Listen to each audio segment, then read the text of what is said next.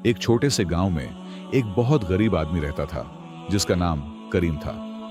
करीम के पास कुछ भी नहीं था सिवाय एक छोटे से घर और थोड़ी सी जमीन के।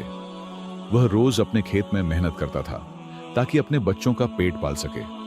उसी गांव में एक बहुत अमीर आदमी भी रहता था जिसका नाम शहजाद था।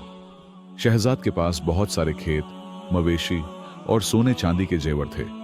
वह बड़े घमंड से रहता था और गरीबों की मदद कभी नहीं करता था। करीम हर दिन सुबह सवेरे उठकर नमाज पढ़ता और अल्लाह का शुक्र अदा करता था। इसके बाद वह अपने खेत में काम करने चला जाता था। वह अपनी जमीन पर गेहूं, चावल और सब्जियां उगाता था जो उसके परिवार के लिए काफी थीं। शहजाद का घर गांव के सबसे ऊंचे स्थान पर था। वह अपने नौकरों के साथ आराम से रहता था और कभी कोई काम नहीं करता था।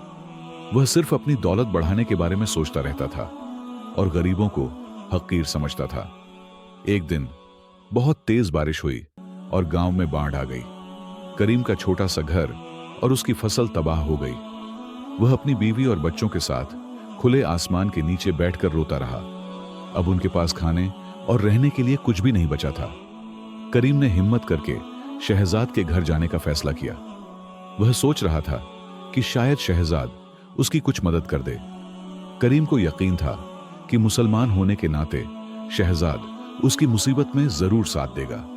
जब करीम शहजाद के घर पहुंचा तो दरवाजे पर खड़े पहरेदारों ने उसे अंदर जाने नहीं दिया। शहजाद साहब का हुक्म है कि किसी भी गरीब आदमी को अंदर न आने दिया जाए, उन्होंने कहा। करीम ने बहुत मिन्नतें की मगर कोई फायदा नहीं हुआ। बेचारा करीम वापस जा रहा था कि रास्ते में उसे एक बूढ़ा आदमी मिला। उस बूढ़े ने करीम की हालत देखी तो पूछा, बेटा क्या बात है, तुम इतने परेशान क्यों हो? करीम ने अपनी पूरी कहानी सुना दी। बूढ़े आदमी ने करीम को दुआ दी और कहा, घबराओ मत, अल्लाह ताला हर मुश्किल का हल रखता है। मेरे साथ चलो, मैं तुम्हारी मदद करूंगा। वह बूढ़ा बहुत सादा लिबास में था मगर उसकी आंखों में अजीब सा नूर था। बूढ़ा करीम को अपने साथ एक छोटे से घर में ले गया। उसने करीम और उसके परिवार को रहने की जगह दी और खाना खिलाया। उसने करीम से कहा, तुम फिक्र मत करो, अल्लाह की जात पर भरोसा रखो, सच्चाई और मेहनत कभी बेकार नहीं जाती। करीम ने बूढ़े आदमी का शुक्रिया अदा किया और अगले दिन से उसके खेतों में काम करना शुरू कर दिया। बूढ़ा, जिसका नाम इब्राहिम था, करीम की मेहनत से बहुत खुश हुआ। वह देखता था कि करीम ईमानदारी और अमानतदारी से काम करता है। एक दिन इब्राहिम ने करीम को एक थैली दी जिसमें सोने के सिक्के थे। उसने कहा, बेटा यह थैली बाजार में किसी व्यापारी को दे देना।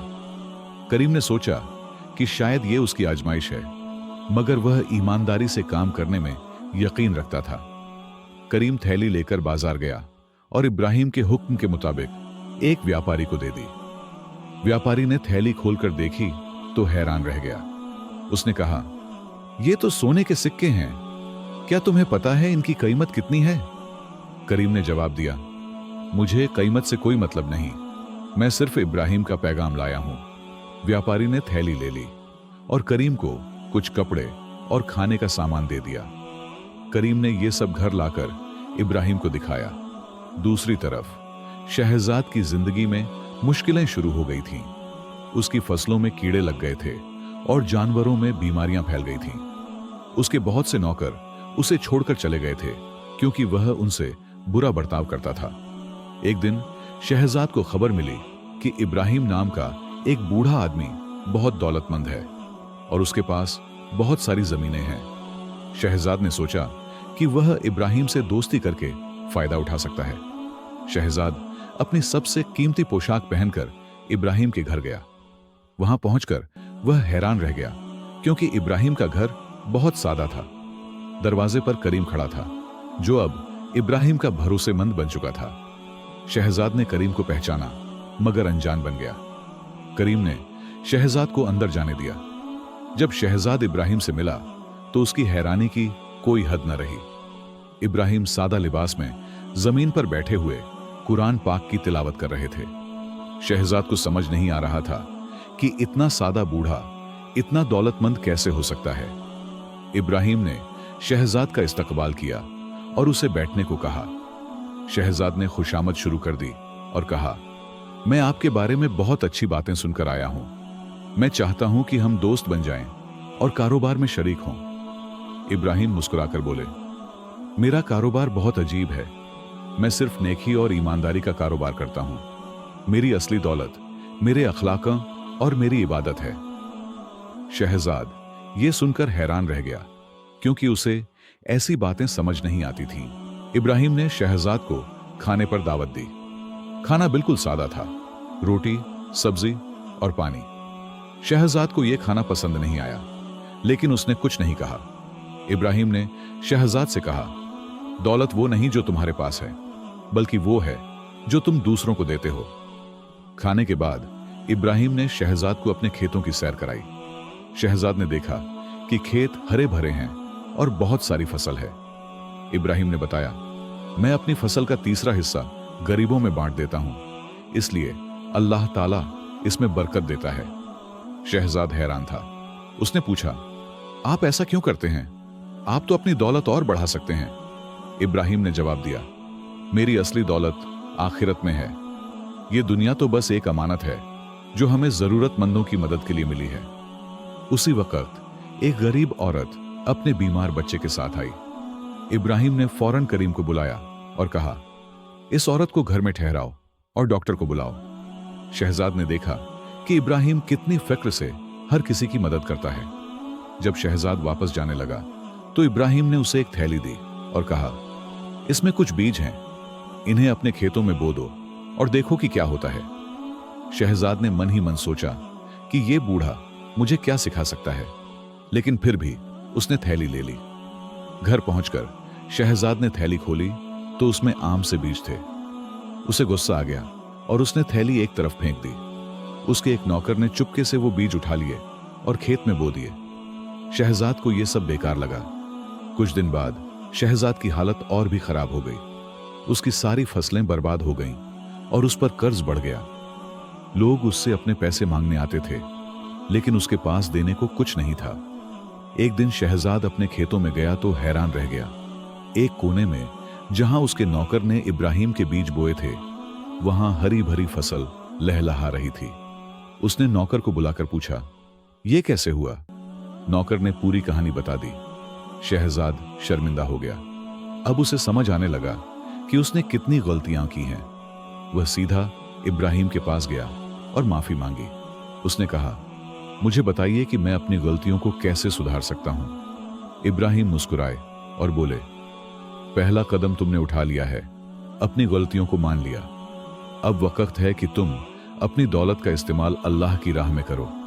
याद रखो, असली दौलत वो नहीं जो तुम जमा करते हो, बल्कि वो। शहजाद अगले दिन अपने घर वापस गया और सोचने लगा। उसने अपनी जिंदगी का जायजा लिया और अपने बुरे बर्ताव पर शर्मिंदा हुआ। उसने तय किया कि अब वह अपनी जिंदगी बदल देगा। सबसे पहले उसने अपने नौकरों से माफी मांगी। शहजाद ने अपने घर के दरवाजे सबके लिए खोल दिए। उसने ऐलान किया कि जो भी मुसीबत में है वह उसके पास आ सकता है। गांव के लोग हैरान थे कि शहजाद में इतनी बड़ी तब्दीली कैसे आ गई। जब करीम को यह खबर मिली तो वह भी हैरान हुआ। वह इब्राहिम के पास इस बारे में बात करने गया। इब्राहिम ने कहा, करीम, हर इंसान के अंदर अच्छाई होती है, बस जरूरत होती है उसे जगाने की।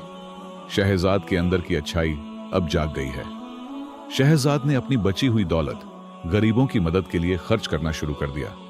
उसने गांव में एक स्कूल और एक अस्पताल बनाने का फैसला किया। लोग हैरत से उसकी ये बदलाव देख रहे थे।